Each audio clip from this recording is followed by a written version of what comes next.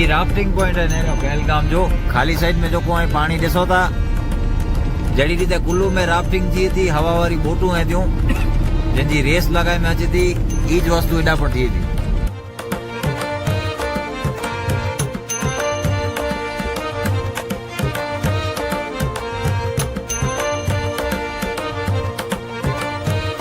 मेरा टेंट लगल है राफ्टिंग पॉइंट के किनारे ते ये पहलगाम जो राफ्टिंग पॉइंट है जो को 2-3 किलोमीटर की रेंज में जाए अने कुल्लू में जो को राफ्टिंग पॉइंट है ये 12 किलोमीटर है।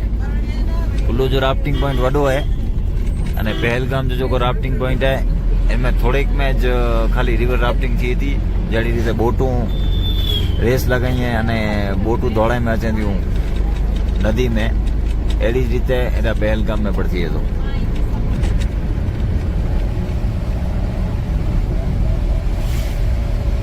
ये राफ्टिंग पॉइंट मथे होटलूं ही हैं जेटली पण आके ॾिसजे थियूं बर्फ जो पानी करे तो अने इनमें जॾहिं वधारे पानी वे तो तॾहिं एॾा राफ्टिंग थिए थी बोटें जी।